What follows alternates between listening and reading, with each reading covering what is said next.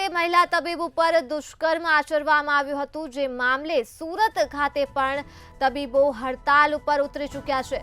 કોલકાતામાં માનવતાને શર્મસાર કરતી ઘટનાને લઈ હવે પડઘા સુરત સુધી પહોંચ્યા છે અને તબીબોની અચોક્કસ મુદ્દતની હડતાલ કરવામાં આવી છે। સુરત ખાતે માત્ર એમરજન્સી સેવાઓમાં જ તબીબો પોતાની ફરજ બજાવશે। કોલકાતા ખાતે થયેલી આ ઘટનાના પડઘા હવે સુરત સુધી પહોંચ્યા છે। ઓપીડી બંધ રહેતા જ દર્દીઓને પણ ભારે હાલાકીનો સામનો કરવો પડી રહ્યો છે। કોલકાતામાં દુષ્કર્મ અને હત્યાના પડઘા સુરતમાં પણ જોવા મળી રહ્યા છે। સુરતમાં જે પ્રકારે કહી શકાય કે તમામ જે પ્રકારે ડૉક્ટરો છે તે ડૉક્ટરોએ ક્યાંય ને ક્યાંય જે હડતાલ પાડી છે, અને હડતાલને લીધે ક્યાંક ને ક્યાંક જોઈ શકાય છે આ સિવિલમાં ઓપીડીમાં જે પ્રકારની લાઈનો છે તે જોવા મળી રહી છે। ખૂબ જ કહી શકાય કે દર્દીઓનો ઘસારો અત્યારે અહીંયા જોવા મળી રહ્યો છે, ને જે પ્રકારની જે આખી ઘટના છે તેમાં જે પ્રકારે આજથી અનિશ્ચિત સમય સુધી રાજ્યની સરકારી તમામ જે હોસ્પિટલો છે તેમાં ઓપીડી અને વોર્ડ સર્વિસ બંધ રાખવામાં આવશે, ને તે પ્રકારે જ હડતાલ જે છે તે કરવામાં આવી રહી છે, જેને લીધે ક્યાંય ને ક્યાંય દ્રશ્યમાં જોઈ શકાય છે ખૂબ જ લાંબી લાઈનો છે તે લાગી છે। કારણ કે જે પ્રકારે દર્દીઓના જે ક્યાંય ને ક્યાંય અહીંયા સારવાર માટે જે દર્દીઓ આવી રહ્યા છે અને તેને જ લીધે પ્રકારે આખી આ ભીડ જોવા મળી છે, કારણ કે ડૉક્ટરો જે છે એ ડૉક્ટરોએ હડતાલ કરી છે, એટલે આ સમગ્ર મામલે અત્યારે ભીડ છે તે ભીડ જોઈ શકાય છે। અહીંયા લોકો છે એમની સાથે વાત કરી, દર્દીઓ કેટલા સમયથી આપ ઊભા છો અને કેટલી હાલાકી પડી? 1 કલાકથી ઊભા છે। તકલીફ છે અહીંયા શા માટે? દવા લેવાની છે।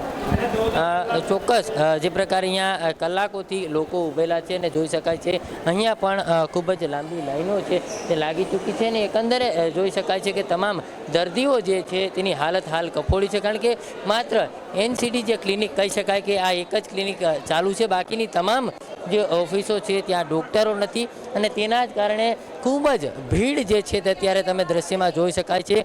આ પ્રકારની ભીડ સિવિલ હોસ્પિટલમાં જોવા મળી રહી છે, અને ખાસ કરીને ઓપીડી વિભાગ છે, ઓપીડી વિભાગમાં આ પ્રકારની ભીડ જોવા મળી રહી છે, ને તમામ જે જગ્યાઓ છે તે તમામ જગ્યાએથી અત્યારે સિક્યોરિટી જે છે તેને પણ તૈનાત કરી દેવામાં આવી છે, કારણ કે જે પ્રકારે અહીંયા ખૂબ જ જે હડતાલ છે ને હડતાલના લીધે ખૂબ જ ભીડ છે તે જોવા મળી રહી છે, એટલે તમામ લોકો છે તે હાલ ખૂબ જ હાલાકીનો સામનો કરી રહ્યા છે। ને એકંદરે જે પ્રકારે જોવા જઈએ તો અહીંયા જે પ્રકારે આખી સિક્યુરિટી સિસ્ટમની વ્યવસ્થા ગોઠવવામાં આવી છે, જેથી કરીને કોઈ અંદર કે કોઈ પ્રકારની રકઝક ન થાય, અને દર્દીઓ જે છે તેના માટે પણ કમ્પાર્ટમેન્ટ બનાવવામાં આવ્યા છે। એટલે એકંદરે કહી શકાય કે અહીંયા જે પ્રકારે જે દર્દીઓ છે તે દર્દીઓને લઈને કાંઈ ને કાંઈ ખૂબ જ ગંભીર બાબત અત્યારે જોવા મળી રહી છે, કારણ કે ખૂબ જ જે પ્રકારે દર્દીઓ છે અને આ દર્દીઓ અત્યારે ખૂબ જ હેરાન પરેશાન થઈ ચૂક્યા છે, ને એકંદરે જોઈ શકાય છે આ દર્દીઓ જે છે તેની હાલત હાલ કફોડી જોવા મળી રહી છે, અને તમામ જે દર્દીઓ છે તે ખૂબ જ હેરાન પરેશાન થઈ ગયા છે। દર્દીઓ છે એમની સાથે વાત કરીશું। આપ જણાવો, ખાસ કરીને જે પ્રકારે અહીંયા વહેલી સવારથી આવ્યા છો, શું કહેશો, કેટલી હાલાકી પડી રહી છે? મને તો 1.5 કલાક થઈ ગયા છે, મારો કંઈ ખબર નથી ડૉક્ટર છે કે નહીં છે। કેટલા વાર થઈ ગયા? 10 સાડા 10 વાગ્યા છે, મારે નોકરી ધંધા મૂકીને આવ્યો છે। કેટલા સમયથી ઊભા છો? 1.5 કલાક થઈ ગયા છે મારો। ડૉક્ટરો છે કે નથી? એ મને ખબર નથી કંઈ। લાઈન આગળ જાય છે કે નથી? એ તો જાય છે। નહીં તો ક્યાંથી જશે? 2 કલાકથી અહીંયા ઊભા છે, લાગે ત્યારે જાય ને, પાછળવાળા આગળ જાય છે, નંબર લાગે જ નહીં તો બોલવા જાય તો પાછળ બધા બોલે।